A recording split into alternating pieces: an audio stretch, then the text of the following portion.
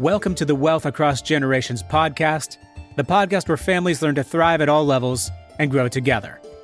I'm your host, David Allen.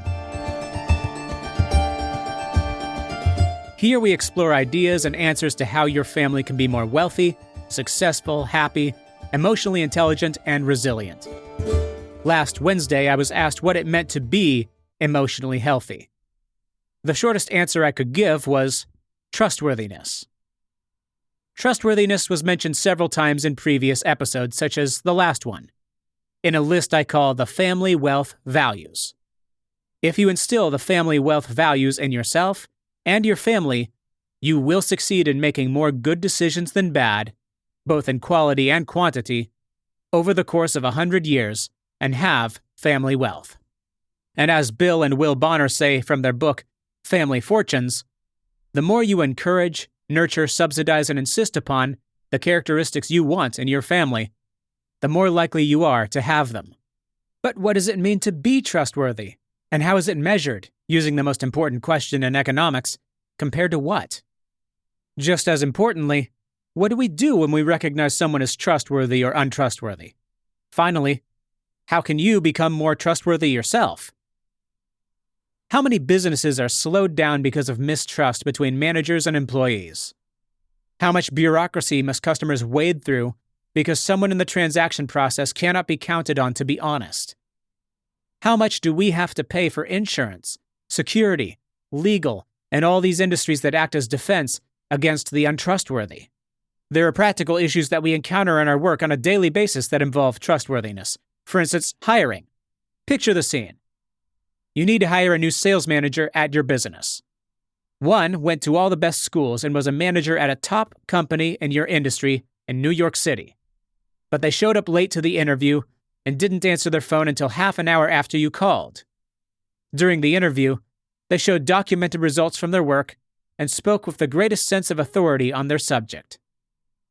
The second candidate answered the phone almost as soon as you called and showed up to the interview. Their education was adequate. They had only half the experience you said you needed.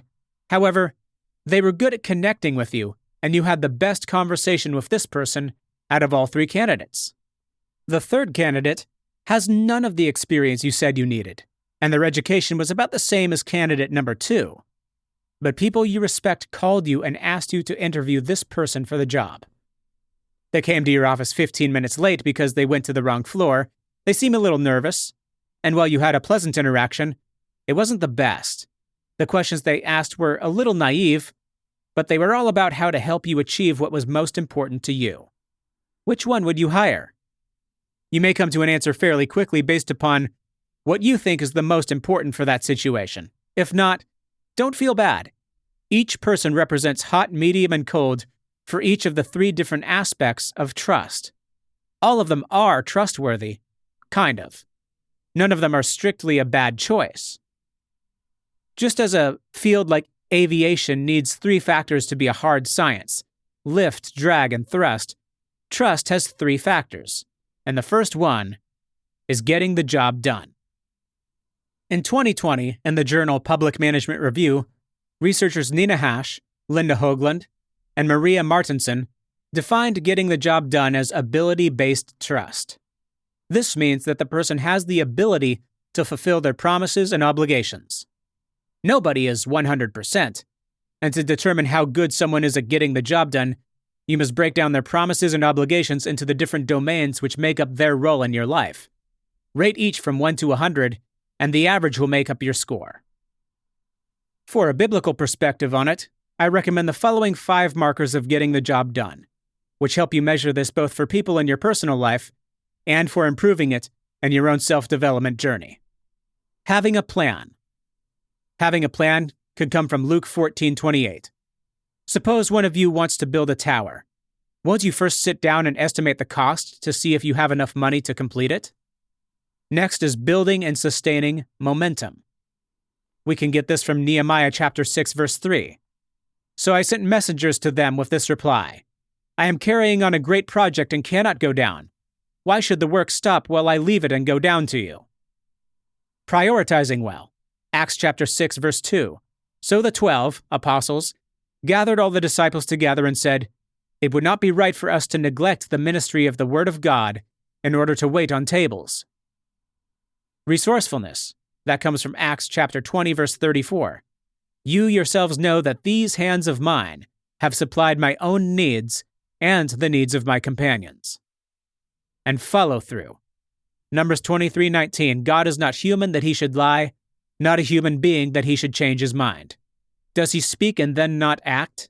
Does he promise and not fulfill? And so those are the 5. Having a plan, building and sustaining momentum, prioritizing well, resourcefulness, and follow-through. For doing this in your own business, break down follow-through into the different domains that make up your work life and systematically work on each of them.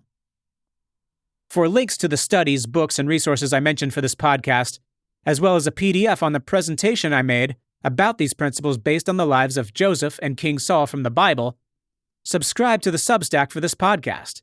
It's a great way to get the ChatGPT deep dives, questions for your family meetings, and extended interview content when I'm lucky enough to get those. When you invest tangibly in your family wealth journey, you're telling your mind that this is important and that this movement in your family's wealth journey is real. If paying is a burden right now, you can still subscribe for free on the platform you're listening to. And your time and attention are important investments as well, which I'm very thankful for. Let's get back to it.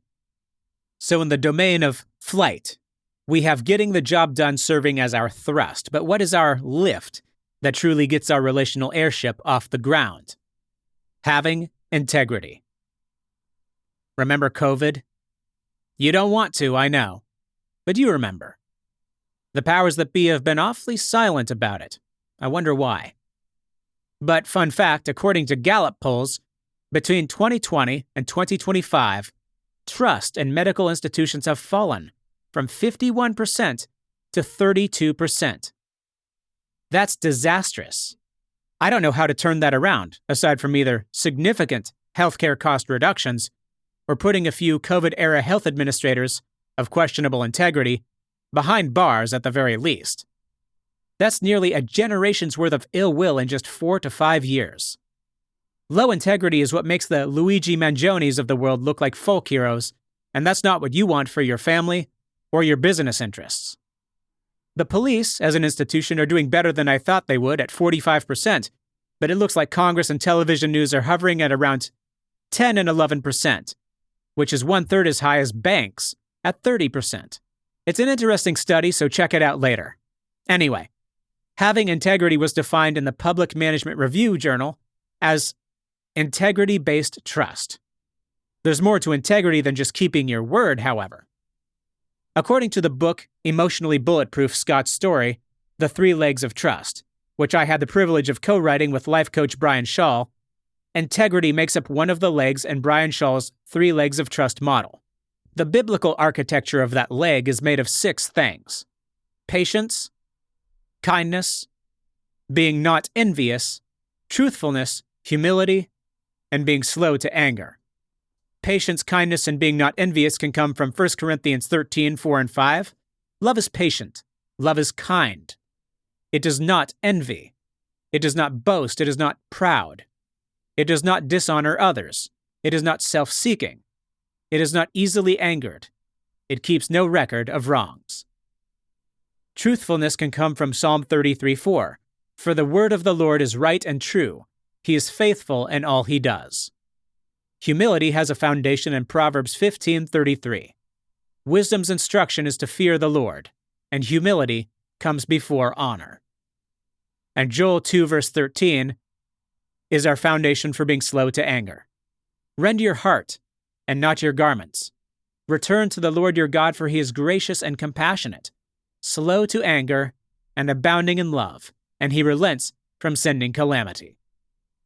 You can get the ebook or Kindle version for free if you search Emotionally Bulletproof, 3 Legs of Trust. Or if you buy the paperback or audiobook, which I narrated, that's another way to support the show. Finally, there's the last part of trust. We already established getting the job done. We also explained integrity. The final leg of trust is having other people's best interests in mind. The Public Management Review Journal calls this benevolence-based trust.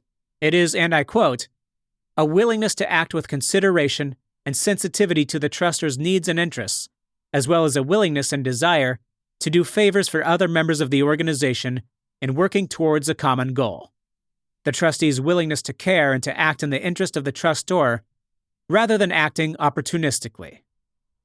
Now, for a moment, I'm going to go to bat for opportunism, because many times when people say someone's opportunistic, they mean it with a slight negative connotation. But opportunism can be an amazing strength if it causes you to see the good in any situation. It may even be necessary, at least as a thought exercise, for the preservation of your own life during times when you don't have enough authority, resources, or power to create the life you truly want.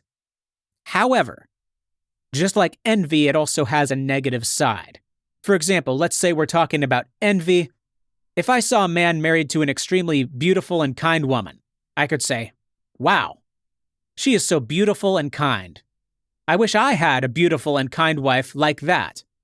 Then I might do the actions and adopt the character that's more likely to attract a beautiful and kind woman to marry me. This is benign envy. A lot of good can be said for that. But then there's malignant envy, where I could say instead, "I hate that this guy has such a beautiful and kind wife.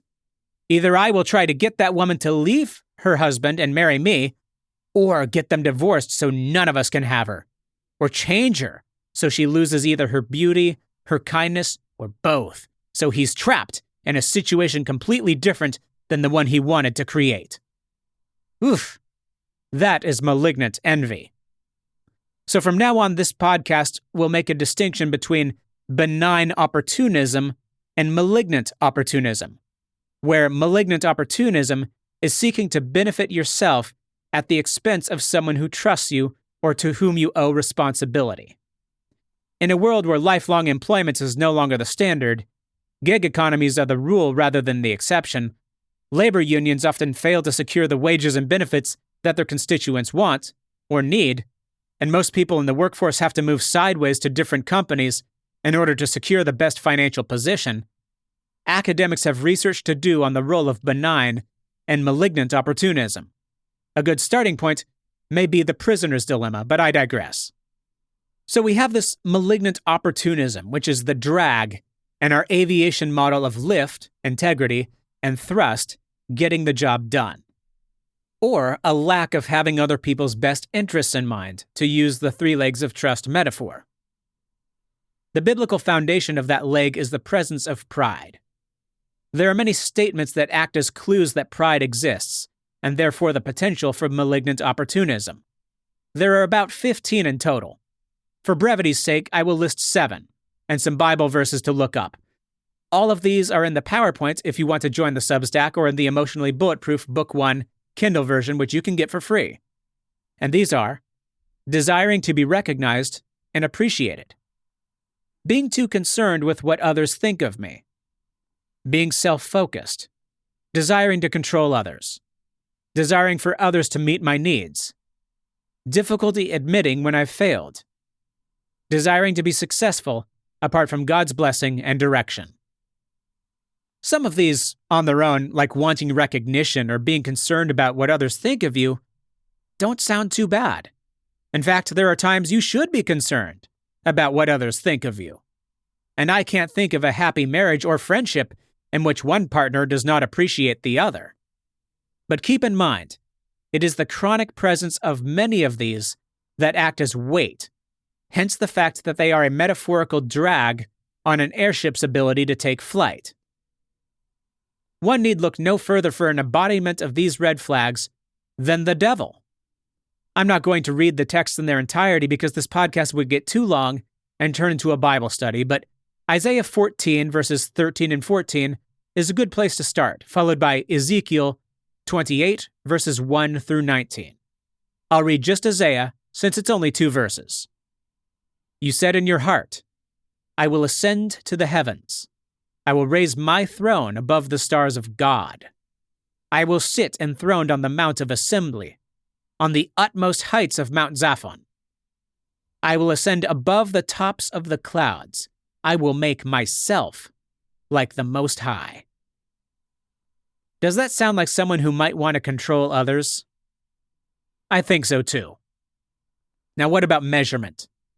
It's quite easy if you review what we've just covered. We can measure trustworthiness by taking the elements of the integrity score and giving them a score between 1 and 100, and then averaging them across all 6. We can do the same thing for the 5 elements of getting the job done. Finally, you can take all 15 elements of having other people's best interests in mind, averaging that score, and subtracting it from 100. With that, you can measure a person's total trust score by adding the averages of each 3 legs together and dividing by 3. But how do you improve your trustworthiness? If you have a high-trust family, this is a question you can put to them. It often is as simple as thinking about which leg you are weakest in, identifying an element you don't do so well, and seeking over the next few months to improve it by either changing your mindset or taking different actions. Stephen M.R. Covey, author of the book Speed of Trust, has some suggestions as well. He claims one of the fastest ways to restore trust is to make and keep commitments, even very small commitments, to ourselves and others. He also recommends some of these actions. Talk straight. I don't mean give up the Richard Simmons impressions you do at parties. I'm talking about using simple language to tell the truth with compassion. Don't leave false impressions. Another one is to demonstrate respect. Show respect towards everyone, especially those who can't do anything for you. Don't fake caring. Right wrongs. Like Zacchaeus, the tax collector in Jesus' day, who restored what he had defrauded of others by 4 times the amount. Apologize and make restitution where possible. And deliver results. Get the right things done, on time and within the budget, without excuses. There are 13 of these, and I'd feel like I was plagiarizing if I were to just list all of them. If you want to better identify how people can be trustworthy with you, and how you can be more trustworthy with others, get this book as well. That was The Speed of Trust by Stephen M.R. Covey, and that's Stephen with a PH. Finally, there's a mental model that people at Emotionally Bulletproof have used for a number of years, which helped me in my own relationships, and that is the idea of the emotional bank account. Stephen M.R. Covey calls this the trust bank account, but it's a similar idea. Everyone is different, and our actions in relation to the people in our lives make deposits and withdrawals. When you need loyalty, or a favor, or somebody to attend your wedding, or watch your back in the office, it's good to have a positive balance. In your family, you should have the highest balance. And if you have a 0 or a negative balance, well, when anything goes to 0, the results are usually bad, right? Perhaps this deserves its own episode. Let me know if you want an episode about the emotional bank account. But if you like being rich as much as I do, it should be an intuitive idea. Which brings us to question time. Yes, let's gather the people in your family wealth group. These are the high-trust people within your family who you listen to this podcast with and have conversations about the episodes. It can even include friends if they play a significant role in your family's life. If you haven't built your family wealth group, a simple sharing of this podcast episode with a family member or friend you trust, followed by something along the lines of, "These are the kind of conversations I want to start having," is a great place to start, even if you're doing it at first in a Facebook group or Discord. Though I recommend in-person as much as possible. You can ask any questions you like, but here are some that I suggest. Number 1. The 3 legs of trust are having integrity, having other people's best interest in mind, and getting the job done. Which ones have we as a family done the best at? 2. Which leg of trust have we talked about the most? 3. Which leg of trust have we done the worst at or neglected compared to the others? 4. What action plan can each of us take to become more trustworthy and build our emotional bank account with each family member? The next couple questions are for elders, the people a generation before you. Has anyone in your childhood violated your trust? What did it cost you? Did you ever manage to repair that relationship? Number 6 is also for elders. Is there any time in our family's history that a family member has been rewarded for unnaturally high trustworthiness in the workplace or community? I have 2 questions for children. They could be as young as 3 or even 18, or children at heart? Number 7, do you understand what an emotional bank account is? How can people be trustworthy and raise your emotional bank account? How can you raise the emotional bank account of your siblings or friends? Question number 8, what lowers your emotional bank account and your ability to trust others? And finally, question number 9, which is for everybody. If someone broke your trust and has apologized for it, what boundaries need to be in place for you to think about repairing that relationship? What would they need to do to bring your emotional bank account balance back into the black again, above 0? Knowledge about the core elements of trust is essential, and it can change your life. I even mentioned it as one of the 10 things that you can use to measure the success of a culture. It was the first thing, because trust is the foundation of all relationships. And even if you value every other metric for a successful culture or a successful family, they aren't going to last without trust because it's so fundamental. You can even look at the family wealth values. Every episode I have, no matter what principle I'm introducing, what I'm really introducing here is the idea of another way to improve your trustworthiness. Because if you give trustworthiness an appropriate amount of thought from enough different angles, you'll find very little lacking. And if you combine that with your family working together in a similar direction, pursuing similar goals, one of which is wealth across generations, then you're going to make more good decisions than bad, both you and your family members, over the course of 100 years, and you will have more success than you ever would have had otherwise, and possibly more success than you could possibly imagine. Until next time, remember that the struggles you face today, you not only can solve, but you can solve for the generations that come after you. Hey, if you like this podcast, please subscribe at the platform where you found it. Or if you want to support the show further, you can join the Substack to get the questions, articles, books, previous episodes referenced, GPT prompts, concepts, bonus content, like the Bible study I mentioned earlier in this podcast. I'm looking forward to seeing you in the next episode.